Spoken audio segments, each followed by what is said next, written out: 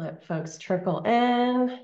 Welcome, everyone. We'll get started in a minute or two.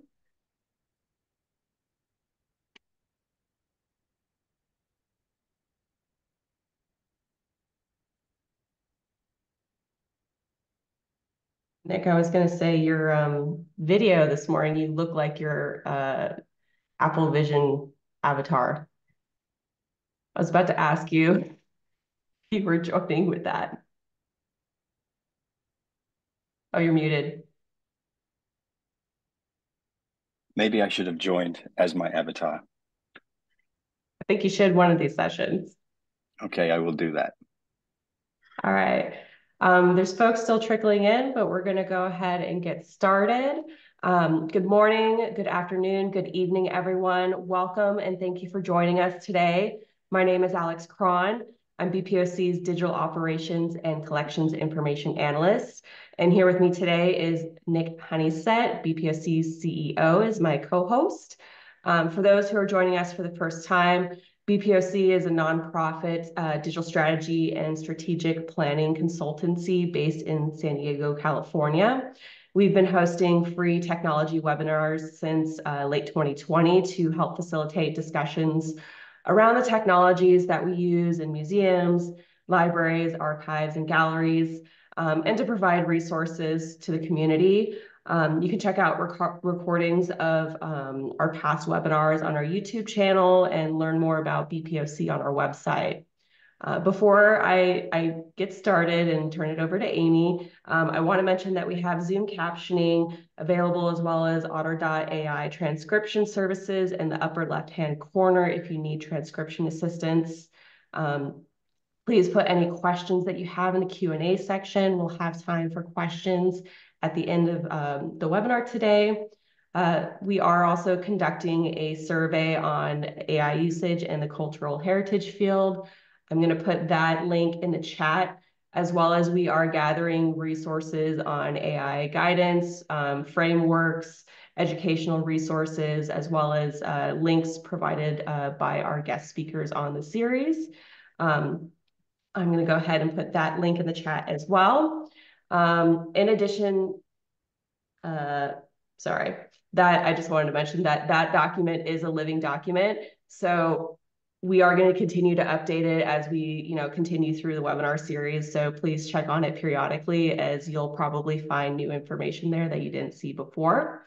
Now, today we have Amy Adams, Collections Information and Access Manager at the National Museum of the Royal Navy, where she has worked in various roles for over a decade.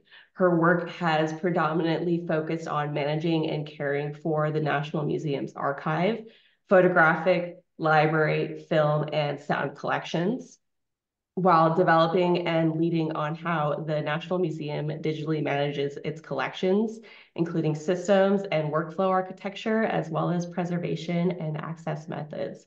So I'm going to go ahead and mute myself and turn it over to you, Amy. Great. Thank you so much for having me on the series today. I'm really excited to be here, and very sorry for everybody who's in North America and scheduled this for a very early time, as I'm based here in the UK.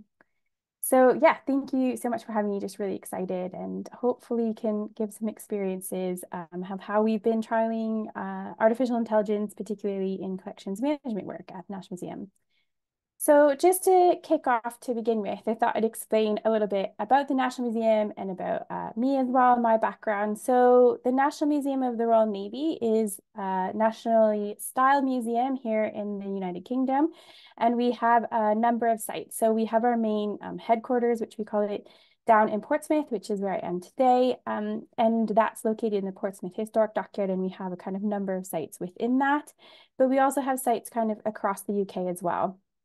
The National Museum of the Royal Navy tells the story of the Royal Navy and all of its constituent branches, such as the Fleet Air, the Royal Marines, from its earliest formations up to present day. So we're still a collecting institution, and our collections are constantly growing and changing. The vision of our organization is to be the world's most inspiring naval museum, linking Navy to nation. And like I say, we have sites across the UK, including what we call, well, we think is Europe's largest collection of historic ships.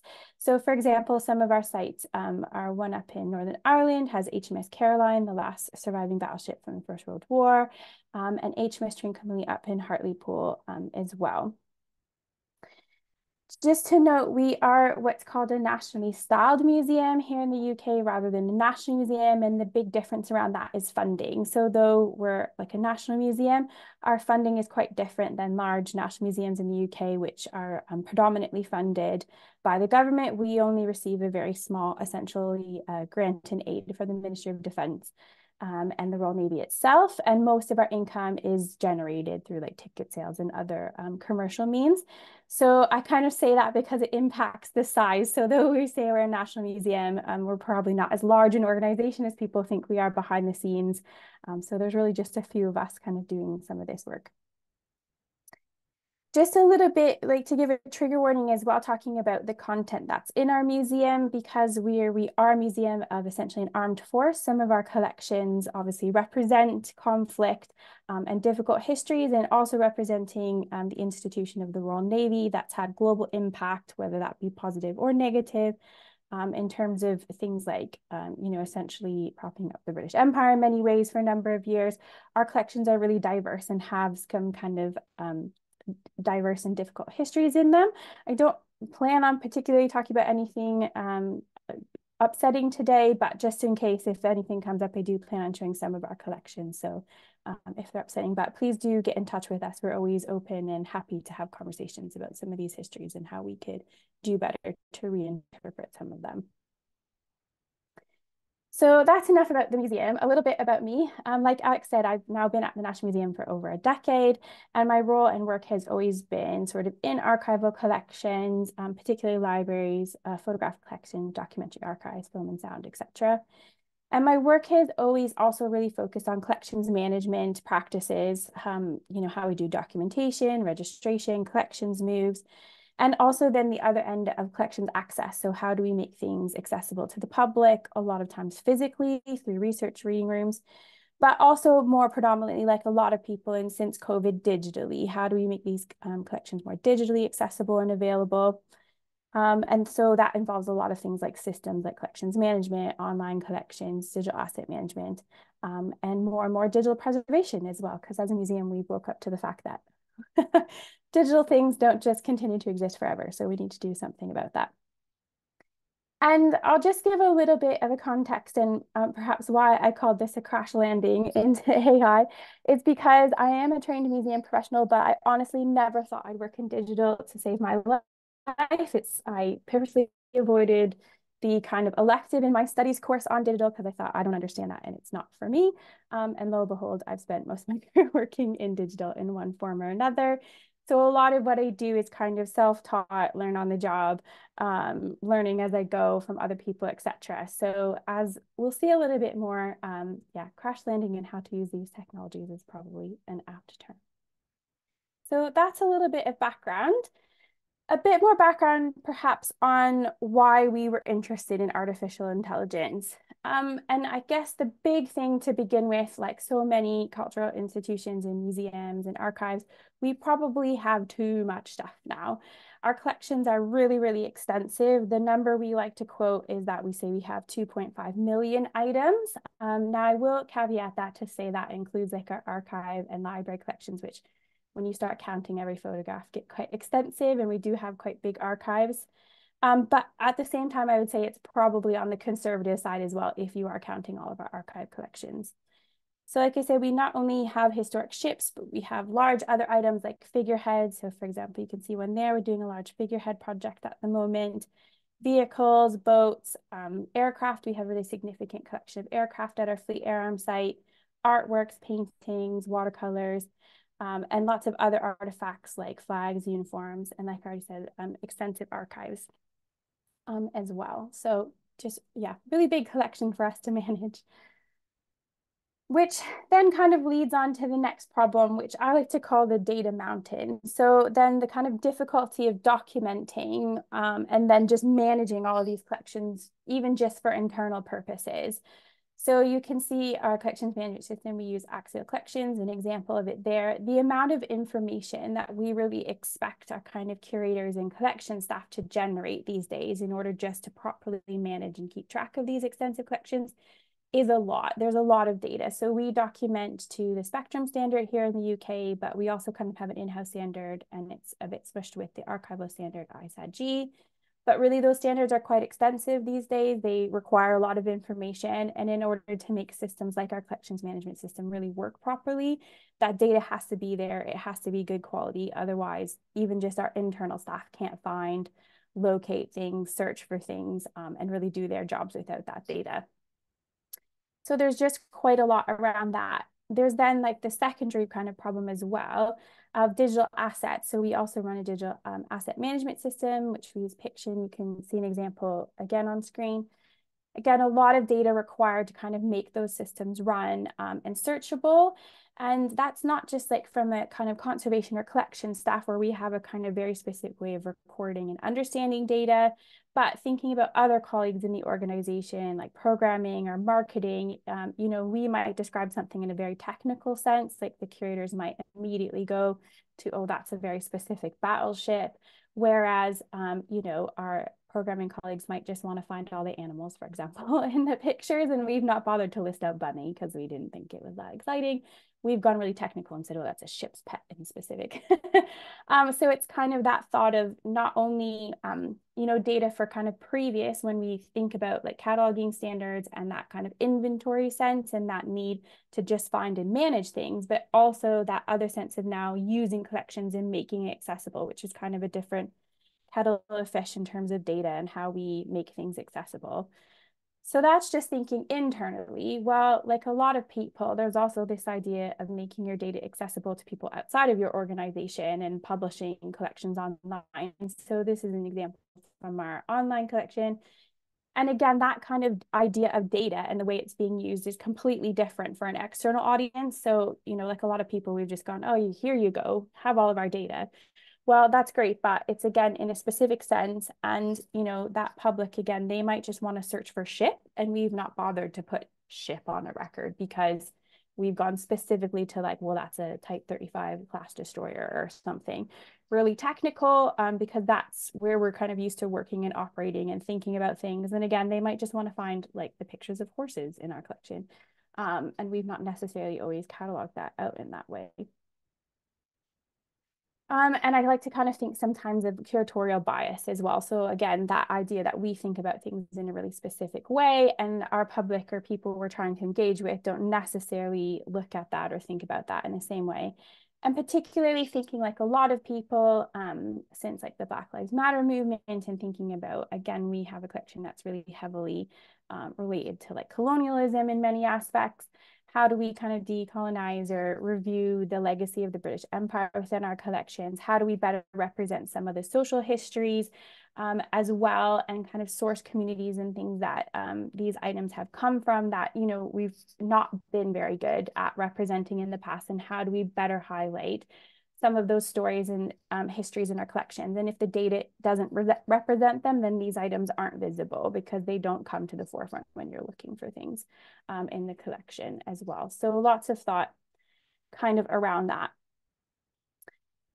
So that leads me on, I guess, to the AI dream that perhaps I've had for a number of years, perhaps like everybody, thinking, oh, can AI not solve all of these problems for me? Can they not help in some way? Is there not a way to automate a lot of this? It's just so heavy. So like looking at this record, which is from our online collection, and I would say is like one of our good records, in quotation. What is a good record? But in the sense that, you know, the description is kind of all right, it's there. You've actually got some associated subjects. It has some dates on it. It has an associated person. Like there is some data against that record in comparison to other things. There's an image of it. But thinking about the amount of work that takes to generate that data, tag all those different pieces of information out, is there a way that AI could help generate some of this data for us, could help break down some of these barriers, could help understand these collections in different ways? So thinking about like different terminology, would they view them in a different way than we have in the past as curators? And then rather than the curators kind of doing the slog of inputting, you know, all the kind of teeny tiny bits of data, could they then be more focused, and our collection staff be more focused on that specialist understanding of collection and that specialist viewpoint, and again, really just break down somehow that data mountain for us and help us with it. So that was sort of the starting point, and kind of what I'd been mulling over for quite a long time. But perhaps been too nervous and not really known how to start with any of this, like most people.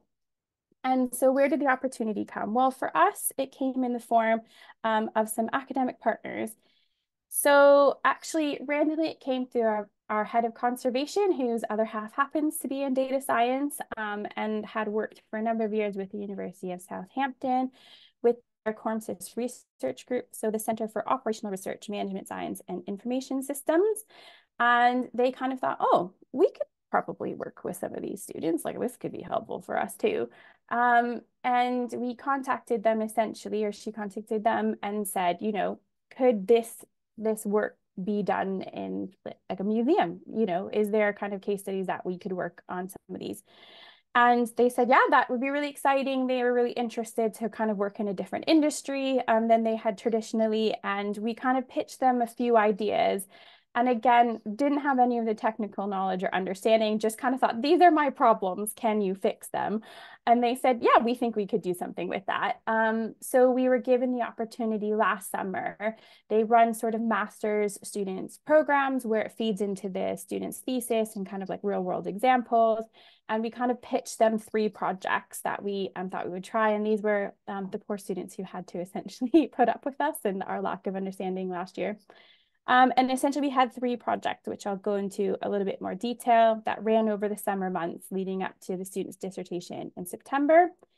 So we looked at one to do with HMS Victory, an image recognition project, and then keyword extraction, which is my favorite topic. So I'll start with HMS Victory. So actually my colleague, Dr. Rodrigo Pacheco-Ruiz, who's our archaeological data manager for HMS Victory, actually kind of headed up this work, and hopefully there'll be a chance perhaps for him to come back and give you some more detail on this project. So I'm very sorry for probably oversimplifying what is a very complicated problem. But essentially, HMS Victory is Horatio Nelson's flagship that was at the Battle of Trafalgar, kind of really our key asset in the organization. And it's been essentially constantly undergoing conservation and restoration since it was dry docked in the 1930s. And currently at the moment, it's undergoing an extensive 10-year conservation plan. And really, images are taken of the ship every day for various conservation reasons and part of the project. And we have a 3D model of the ship, which has real world geolocation coordinates. And Rodrigo had started to build a system to help process these images, because there's just so many of them, and relate them to the 3D model.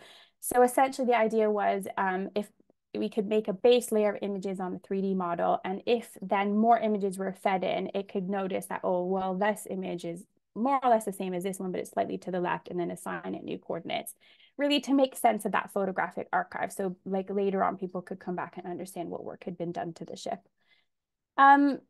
Really kind of a detailed project, and we did present it to the students, and they did a great job with this one, but we realized it was a very complex problem, so we're actually running it this year. But they started thinking about using how convolutional neural networks could be used to kind of classify the images and relate them to the ship, and they kind of designed one very small area of the ship, and we're like, well, we now need to apply this to a very large ship.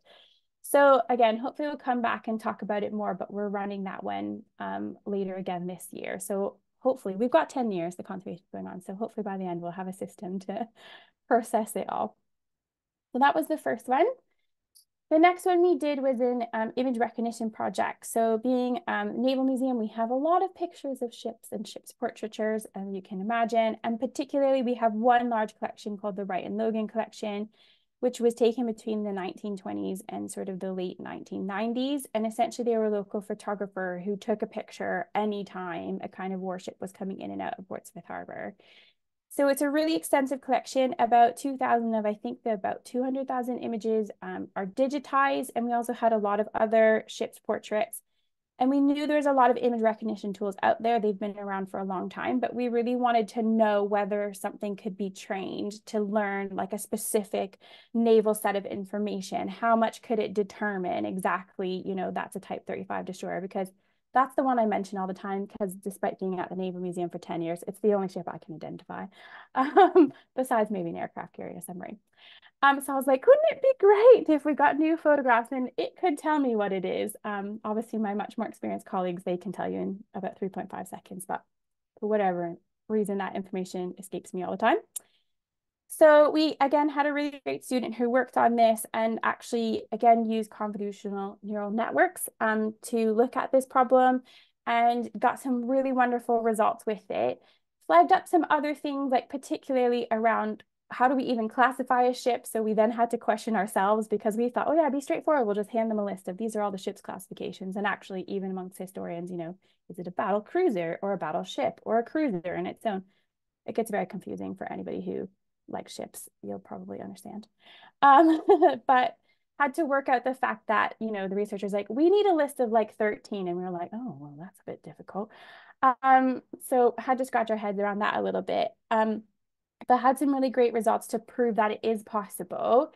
But the system really liked kind of things like aircraft carriers and submarines, probably because they're a little bit easier to understand. And also we have more images of those types of things. So thinking about where we had, say, minesweepers, and there was only 10 images of that, the accuracy wasn't able to be as high because we didn't have as much to train it on. So thinking further on how we could do that, going further. But actually, the student supervisor, Bart Bessens, who's also affiliated with the Catholic University of Leuven in Belgium, was really interested in this subject. So they took it even further and trained it even more to kind of see how far we could train it to kind of understand. And we have a research paper actually that went out about it as well. So the link down at the bottom, which you can share after. It also has the code as well. So if anybody wants to play around with it or has interest in getting in touch to training it further, we'd like love to hear more. And kind of train it further. And also, if anybody wants to design a lovely user interface for it, I'd probably be super happy. Because again, let the techie things happen for the techie people, and I'm all here for the end result.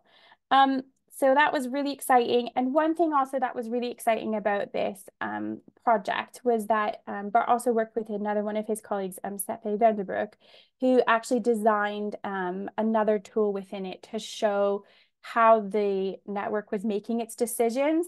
Because I think this is a lot of questions that we have as like cultural heritage institutions. So like, well, how has it got there?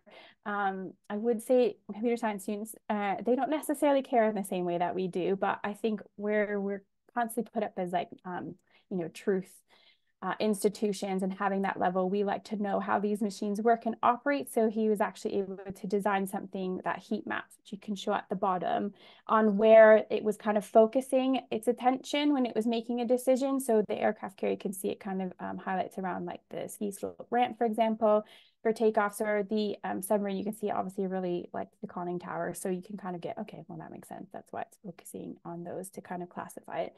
So that was like a really interesting output, and kind of that collaboration again between two different areas of work, where we as like museums and cultural institutions have a different view on how these things operate and wanting to know that. So that was quite an interesting output from that. The last one then was around keyword extraction. And this one, really thinking again, could we take like a well-written description from a curator, and rather than them manually generating the kind of searchable keywords that would help our systems operate better, could we generate that itself through a different AI system? And again, thinking about, could it break down barriers? Would it pick up different things? Would it just pick up the same things that we would have chosen? So the student working on this took approach of using a Yak Python script for this one in particular. We had some all right results from this. Needed a lot of kind of post and pre-processing in terms of the data. And unfortunately, with the kind of time limits of working with master's students who are on a kind of short time scale, we perhaps didn't have enough time to get the data into a sense that we could really use it a lot. But again, Bart's one of his PhD students, Manon Rusins, who's also at the Catholic University of Leuven, was really interested and had helped supervise this student. And then we have then done a subsequent project with her, which has been really exciting to do this rather than through scripts, using large language models to do this work instead. And we've had some really interesting insights and results, which I'll share a little bit about, but we're hoping to, Nana's hoping to publish that research in the kind of next coming months. So do come back. We'll hopefully be able to share some published research on how that went and how to use it. But really just proved, these three projects really just proved that there is use and possibility for AI technologies within collections work in terms of helping work and enhancing work, but still lots of questions about the kind of long-term use of them and how useful they would be for us. The next one, as these were kind of wrapping up at sort of the end of September last year, we got contacted by our collections management supplier, Axial, actually, who were also kind of interested in similar questions and how AI technologies could be deployed directly into collections management systems. So we thought, sure, we're already down this road. Let's go a little bit further and see what we could do. So it was really exciting to get involved. They had a beta project with us and like a number of other institutions here in the UK and across Europe, and looking particularly at entity extraction and how, again, we could kind of take entities out of collections written descriptions. And one colleague who was on the project pointed out as well, and had been advocating for this for a long time, rather than doing this work sort of outside of your collections management system, the kind of power of having it embedded right in your collections management system. So you're not kind of making more data mountains that are sat outside your kind of core systems, but are actually applied right in where you're working on a day-to-day basis, and then continually enhancing your data could be incredibly powerful. And we also agreed with this. So we thought, yeah, let's give it a go. We'll kind of supply out. So this particular project looked at existing entity extraction tools. So actually, we're really keen to use tools that were proven, not just kind of hyped about. We actually knew could work and have some results. And again, it took like a group of diverse audiences and different languages across both the UK and Europe, which was really interesting because then it had a different dynamic on how language kind of generates things as well. And it really has actually generated some great data for us that we've been able to apply right back into our collections management system, and actually are just finishing wrapping up, kind of putting the results back in. So we'll be able to publish in the next couple of months some actual AI generated data that is now going to live on our collections management system, as you can see an example there. Annoyingly, I had a better example on one of our on our actual collections description, and then I had to empty out our sandpit for various reasons, and I didn't think to take a screenshot for this presentation beforehand, so I'm very sorry. Have to show what it looks like after when we get the kind of final data. But it was really interesting and exciting project, I think, for everybody who was involved, and again, really proved the potential of these technologies and how they could be applied directly kind of in existing data. So I would say definitely get in contact with Axial if you're interested. They're kind of still thinking about how this can be deployed more widely in their systems. But if you have any interest in it, definitely get in touch with them. I know they're interested to hear from more people about how these technologies could better enhance their work and product for the sector. So definitely keep an eye out there. So I guess kind of the main thing of, well, what are our initial reactions and understandings from all of this? Because that's probably the most interesting part. And the biggest thing to say right away is that it's not a solve-all yet. It definitely, that initial, oh, it'll just solve all my problems is not true. These technologies aren't kind of smart enough quite yet, but it's very scary how good they are getting at things. And I think the thing to know as well is they really need to be adjusted like any good digital project. You know, I've yet to meet a digital solution which is actually out of the box. It always needs some sort of tweaking or adjustment to your particular organization, your particular collections, and ultimately your particular use and what you want to get out of them as well. So it's not necessarily a one size fit all type of thing. But it does really have the potential to change how we work. And I will say it was exciting for us. I know other colleagues in the sector, when discussing whether to get involved with this, have been concerned because their kind of teams are worried, well, is it going to replace me? Like, am I going to have a job in another 5 or 10 years, or are the robots just going to do it all? And if you listen to Elon Musk, like, he will tell you that we're all going to be sat at home doing nothing. But I don't think that's true. So our curators, I think, actually were really excited and really interested and really engaged. We didn't really have to worry about anybody worrying about that. There wasn't any major concerns from our team. And perhaps that's just because they're incredibly overworked. And so they just really wanted something to help them out. And they were all really excited to get involved. But it is a really big shift in work. And again, the kind of shine of it perhaps wore off after a little while with them. So rather than kind of manually generating the terms themselves, the work really shifted to validation and having to validate essentially what's coming back from the system to say, is it right? Is it wrong? And what that boils down to is a lot of time spending looking at essentially spreadsheets of data, which is all very exciting in one sense, but can become very mind numbing if you do too much of it on the other sense. So it has the potential to really kind of change the way we work and the way we do things.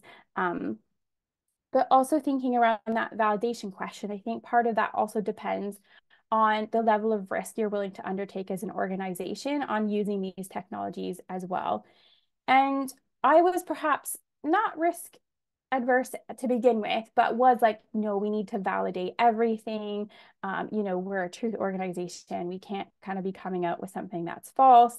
And was really kind of concerned and didn't think there would be a point where we would automate things, particularly when we were looking at our the Axial project to begin with.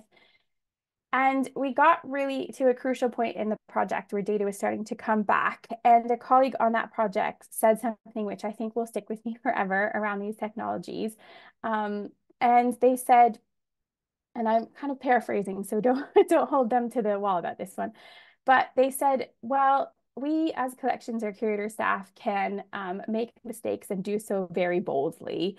So I think that really just was a light bulb moment for me to say, well, why am I expecting to have 100% accuracy rate with this technology when I am not 100% accurate all the time and I make mistakes and don't think twice about it?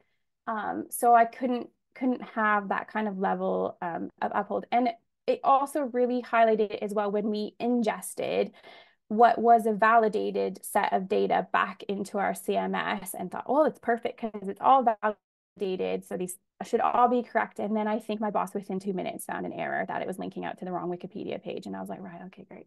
Helpful. And I think, again, that's that balance of like, well, does it get really boring looking at a spreadsheet? So how accurate can you be when you've scrolled through like 200 lines of information after a while? And therefore, do we really need to hold it to 100%? Is there a threshold in terms of the accuracy of the results that coming back where you're willing to accept that, okay, 1 in 10 is going to potentially be wrong, but we've kind of understood that and we're, kind of advertising that this is the case. So that was a kind of real light bulb moment and changed things. And then it meant that some of the results we took back from Axial, we went from taking like 100% accuracy to something like 96% accuracy, but it meant that we had 4 times the results that we could ingest back into our data, kind of with those caveats of like, okay, well, one like 6 in 100 or whatever will be wrong, but we can accept that because we probably have that error rate as humans. So that's something kind of just really interesting. And it's just really about your risk appetite for using these and kind of what you're trying to get out of it, which the next thing as well is like data sets. If you're kind of an organization which is, processing or generating like 2 things a day because you're quite small, then these technologies perhaps don't have that same benefit. But if you're a large organization with a large collection who's, taking in hundreds of objects like every day or generating hundreds of new records, then they probably have a different value to you, because there's just no way at that point you can manually generate that data. So again, your kind of level of risk with these technologies might feel different because it's still a benefit to you to have that data, even if it's slightly more errored than a kind of perhaps smaller organization or organization that has the capacity to do this more manually. So it's thinking about that. And of course, like lots of people know these things, it's about the quality of data. What you're feeding it, you're only going to get as good back as you fed it. So if you fed it junk, it's going to come back with junk. So really having to think about that, and a lot of like, how do we do data cleanup and pre-processing? And to be honest, I'm at the stage where do you just make a whole AI chain, one that pre-processes it for you, the one that actually runs whatever it is you're trying to do, and then another AI system which post-processes it for you. Because like everybody, our data is perhaps incredibly sketchy in our database. There's stuff that's been generated over years and the quality is really different. So how can we kind of overcome that in a different way? And then the next really big point, which a lot of people know, is that these systems make mistakes. Like we've been talking about, they hallucinate, they do all sorts of things, particularly when you start thinking about large language models and how you use them. So you can see some great examples, the top two ones on the screen. The top one kind of cracks me up. I don't even know what it's going on at that point, but it's obviously been given a direction and then it's trying to figure out what to do with it. So it goes, I'm a historian and I need to do this as a historical novelist on this. I'm like, historical novelist. I don't know what you're talking about. Or the second one, which is quite funny. So it goes, yeah, sure, okay, I can do that. Sure, I can do that. And then it just spits out a bunch of random, like not helpful, like literally nothing. It's done nothing there. So it definitely makes errors. It's not always accurate. We also found, particularly with the large language model ones, is like it really like to attach certain things.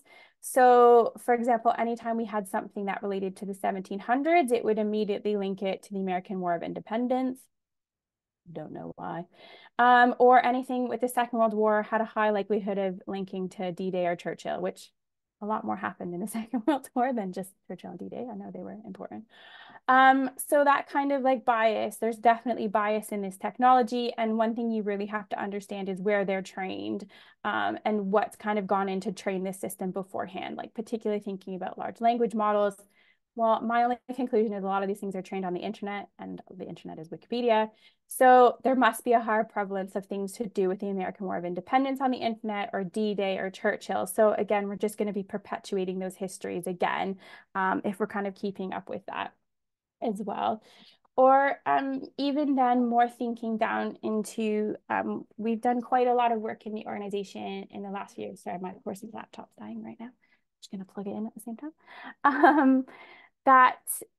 We've done a lot of work to look at the language we use on our catalog and trying to kind of decolonize some of the language and think about how we addressing empire. So as you can imagine, being an organization that represents an armed force, we have quite a lot in our collection, which has been collected in one way or another from war and conflict zones. And we used to use the terminology battlefield trophy on our catalog and kind of recognizing that that's not really appropriate terminology going forward. So we've done a lot of work to kind of remove that terminology and to try and better contextualize how those items might have come to us. We don't always know. And kind of give more context rather than just using that as like a throwaway term. Interestingly, the example you can see on the screen, what's the first thing that it's come back with? Battlefield and trophy. So that's quite disappointing that it's just essentially reestablished what we are trying to get rid of. Also, other colleagues in different projects I know had things like, well, why is it not picked up COVID? Well, the model was trained before COVID, so it has no knowledge of COVID. So we really have to understand kind of where these technologies are coming from, where it's trained, et cetera, which kind of opens a whole question about ethics and things about using them, and lots of other wider questions around ethics too, around using these systems. But I would say ultimately, to take it from perhaps negative vein into something like more positive, that they still have a lot of benefit. And like all these kind of results show me is that I think cultural institutions and museums and archives and libraries and things should be more and more involved in helping develop these technologies. They've been developed a lot in the private sector before, who have a very different need for want of these technologies. But they're out there, we use them on a daily basis. Your kids are asking Alexa their homework answers. Like, so we as cultural institution and cultural professionals need to be helping to develop them to ensure, you know, our practice is naturally to ask questions, to live in the gray, and to not, you know, a lot of us are trained historians. That's what we spent a lot of time questioning, is to not just kind of take it verbatim and have that nuanced in things. And so I think we should be involved in helping to understand these technologies and train them in order to make sure we don't continue to perpetuate things like battlefield trophy going on in the future. And another kind of really big thing around them is how great it was to work in partnership. So whether that's partnership with the computer scientists themselves and how excited they were to work with us and how excited we were to work with them, and that kind of fusion of learning kind of from different disciplines, or working together in a group with different Axial customers and understanding like we all have different needs and wants out of these technologies, and really kind of that learning together process can be so transformational. So definitely taking that on board. So where are we going from all of this? Well, we're not kind of stopping our investigations there, or at least nobody in the organization has told me I have to stop yet, which is helpful because I'm still very keen. So we're working again with the University of Southampton this summer. We've just actually been interviewing students to do some new master's levels project with them. So we're hoping to look at handwritten transcription, which I know there's a lot of projects out there that have looked at this. So we're looking how we can apply some of the existing tools out there to our own collections to help unlock some of our archive collections like diaries and things like that, make them more accessible. We're working again with large language models. Everyone's obsessed with ChatGPT and large language models right now. So so are we. So we're hoping to do more around keyword. There's a lot to do around that. So hopefully more on that.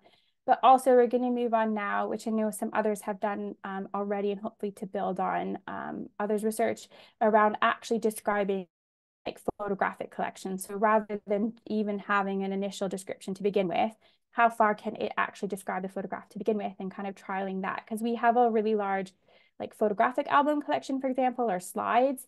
And what we've been doing is kind of having that record for the photograph album and then digitizing out the individual photographs. But at the moment, they're just kind of hanger place records that don't have a lot of information, but they're just there to kind of essentially make our digital asset management system work. So can we feed it some of these images and have it describe them itself? So looking at that as well.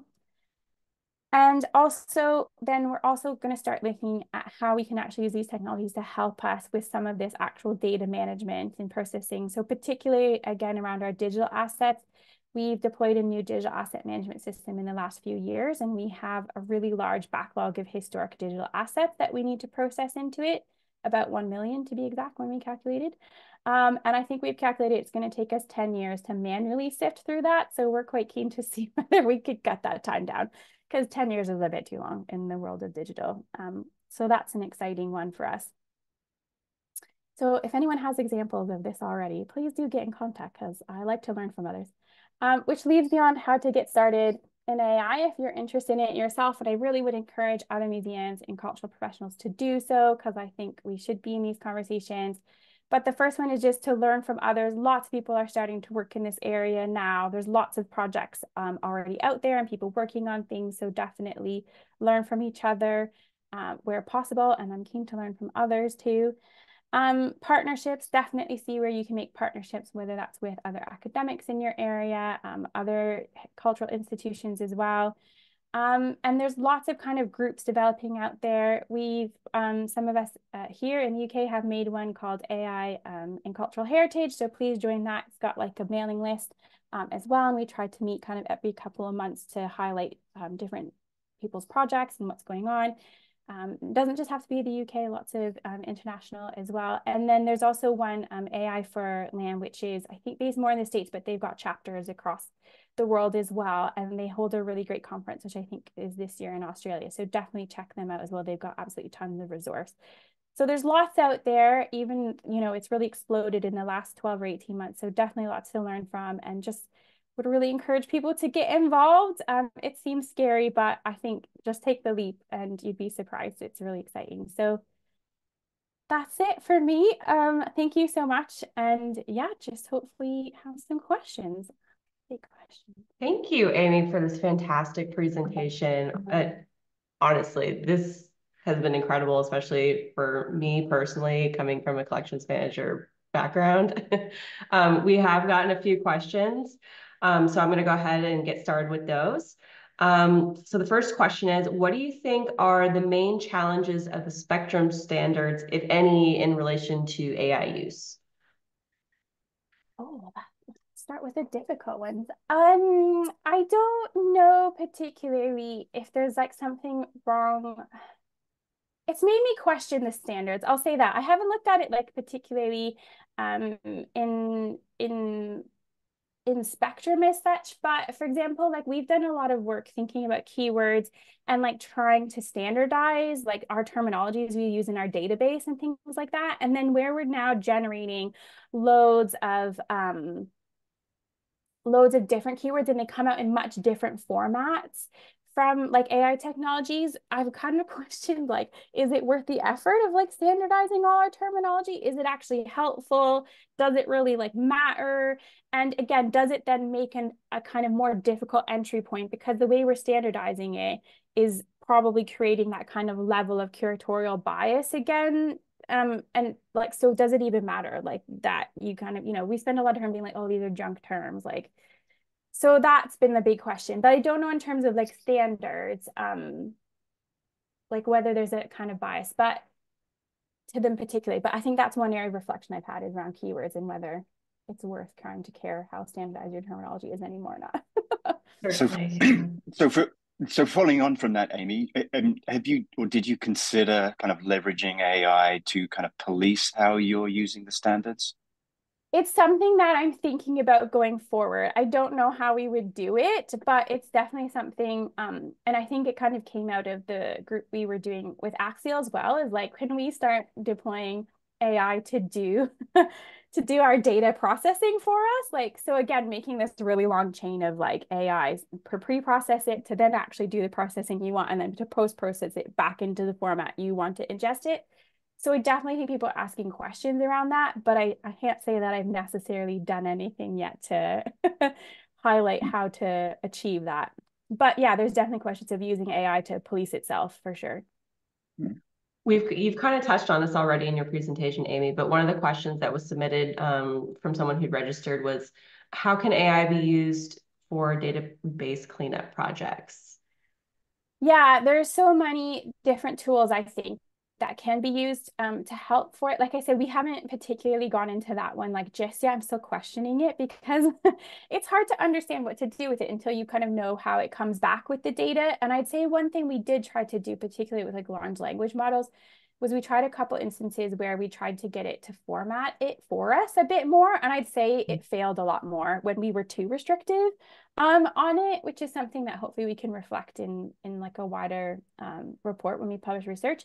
But I don't know if you can be so restrictive with it yet and be really like, I want it in this exact format, because then it gets all a little bit upset with itself. It wants to produce it how it wants to produce it, I think. Yeah, prompt engineering and having the right prompts is really, really important. Yes, a whole science in itself, apparently, which I heard from a computer science student the other day, that this is all they get trained on these days, is like their degrees are just in prompt engineering. So that's interesting. Okay, so our next question is, Sylvia's asked if you could please repeat the 3 aspects of your HMS victory the project focused on. Yeah, so essentially with the HMS Victory project, we're generating a lot of images, like conservation images of the ship. So what we're trying to do is really make sense. Like, I'm an archivist, so I see it from like an archival point of view of like, I see it as a photographic archive that we're trying to kind of organize. My colleague, Rodrigo, he's an archaeologist, so he'll say it in different terms, but we're talking about the same thing. But essentially just to kind of manage that image archive, and particularly by relating it to the 3D model we have, which is geolocated, so that if we had a base layer of images on the ship that were all geolocated, like could have then future layers of images kind of be related to the existing geolocation and be given like new coordinates based on how it matched. So they were looking at using CNNs, or called convolutional neural networks, to try and see if they could achieve it that way. Fascinating. That explains it. Excellent. So next question, do you think that these AI programs are only useful for larger museums, museum organizations, or can smaller museums see a similar or perhaps more significant benefit? I think it really depends how you're wanting to use it. Like, I've heard other examples of people using it in kind of like more, like I said, we are a collecting institution, so our collections are constantly growing. But I think I've seen examples of other projects where they're used kind of in small institutions where they have like a closed collection, and it's perhaps related to one particular individual or like a really close group. And they had some really interesting beneficial results because their data set essentially was really homogenous in how it was doing. So they could do some really interesting things with it. Whereas we probably struggle from having such like a diverse, we don't have a lot of like really big collections just to do with like one individual or one particular subject. So then it can sometimes be harder to like, because we're trying to do so many topics at once. So I think there's benefits and negatives. I don't think that they're completely out the door for smaller organizations. I think it just depends like essentially you've got to keep in mind, like, what is it you're trying to get out of it to begin with? And therefore, how is it useful? Because like any tech thing, it's all very shiny and you could get distracted by the shininess of it and it doesn't actually deliver you any results. So definitely. All right. So the next question, since you're operating in English, do you have trouble with non-English content? yeah, this is something that got spoken about a lot in our AXA project because they did have some issues, I think, that they were looking at with where it wasn't like a traditionally like English collection. But I think this is where there are like new tools coming out there to do this, and particularly like large language models. I think this is like one of the real bonus of large language models is that they can handle multiple languages. So actually they really can open your collection, particularly looking at things which aren't like English and can really help. I think if you're like for us, for example, we're predominantly English speaking, but we have a lot of stuff in our collection that isn't from that, and we don't know how to interpret it. So we could look at using those technologies to kind of help with that in different ways. So yeah, some technologies that are built just for English speaking, definitely there's a thing. And they also kind of came up around prompt engineering as well, and whether that was like an issue in terms of being interesting. So it's definitely something people are looking at and pondering, but I think there's great potential in some of them too. Some restrictions in others. Yeah, definitely. Okay, so this one was in the chat. When posting information generated by AI, what do you advise for disclosure and for having the public helping to catch some of those errors? Yeah, so this is something we've been thinking about where we're kind of going to publish the first set. And we have to go back to how we publish our online collection, which we're looking at. To begin with, we're just going to put like a notice. Like we have a bunch of notices like on our online collection, just saying, you know, even things around the fact of that our collections can represent like difficult histories and that we're trying to work on this and for people to like get in touch with us if they find something triggering. So I think in the same vein, like just making it known that we're using those technologies and therefore some of the information may be generated and incorrect, and essentially just own up to the fact that we've used those and not shy away from it, and essentially ask if people come across it to get in touch with us and kind of let us know that they found an error. But again, like I said before, we make errors ourselves as humans. So. But I think people should know that that technology has been used for sure. Right. Okay, so we have another question in the chat. Have you or anyone used, I'm assuming anyone at your organization used AI to improve old record descriptions, such as your example of a long ship description that omitted the word ship? They're thinking about records on pianos and musical instruments that don't contain musical instrument, or records with silver gelatin print that omits the word photograph. We haven't looked at the description as of yet. And again, the one that we're going to try on this summer is about generating descriptions where one doesn't exist already, rather than like enhancing an original description. What we did a lot of work at was how it could help us generate keywords. So from an existing description, and whether it could pick up. So if you had a description that just said Type 35 destroyer, would it know like, well, that's a ship, and therefore could generate ships? And we did have kind of some interesting results that sometimes it did, and sometimes it just spat back at you what was already there. So I think it's a bit of hit and miss. It didn't unlock things in a way that I expected it to in many ways. Like, you know, it still doesn't really grasp like the kind of social histories or like kind of those like abstract concepts, that's for sure, in the way that you might want it to. And it, you know, sticks to the kind of traditional, but then in other ways it really unlocked other areas that we hadn't been very good at recording. So for example, geographical things, really good at that and had some great results on that kind of stuff. So yeah, again, it's not a solve all at the moment. It doesn't like do everything, and it will sometimes just spit back to you like what's already there, because if you're not feeding it, then it's not going to come back with it. But then other times it would come out with like really, you were like, how did it make that link? And yes, that is right. So honestly, it's a real mixed bag. Certainly, yeah. Okay, so our next question, have you tested out Microsoft Copilot, which uses ChatGPT-4 for similar uses? It's free in comparison to ChatGPT-4 standalone. They're wondering if it's worth for the paid subscription and what benefits there are for paying. I haven't tried it. Copilot, I know other colleagues are testing in other organizations, like a lot of the different kind of large language models and things. So I could definitely put people in touch with other colleagues who have done more testing in this area than me. Nik, I was going to ask you, do you have any experience with it? Yeah, I do tend to use a chat GPT plugin for things like Google Sheets. It definitely, if you're working in Microsoft Office, I mean, it's accessing the same thing. And I think generally speaking, we talk about ChatGPT as a product, but as it's evolving, it's becoming more of a service. So you're just having this layer between you and these large language models.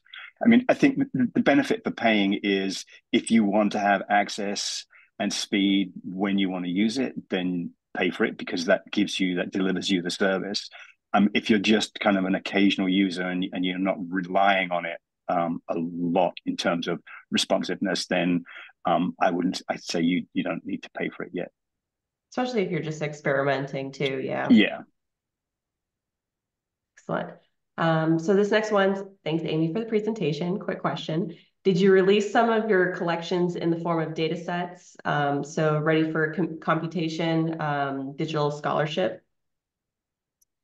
Yeah, so we delivered like to each of the students like a kind of pre-designed data set to them, but kind of like thinking about how we release our data like going forward more widely to other things. We put out, I think, like over 70% of our collections online. So when like designing data sets, we essentially say, oh, well, if it's out online already, then it's out there, so can use it. And then obviously just trying to steer clear of anything that has rights and stuff so that we know as much as humanly possible we're kind of clear in what we delivered. But yes, for each of the like student projects, we designed like a particular data set for them. But they did, I think Bart, particularly in the image recognition, they did trial web scraping and comparing whether that training it with some extra web scraped data with the image recognition made any difference or not, which I think he goes into detail in the thing. And I think actually it didn't make a difference, if I remember, which they were surprised about. They thought it would make it better and it didn't. So. Interesting. Okay. Next one.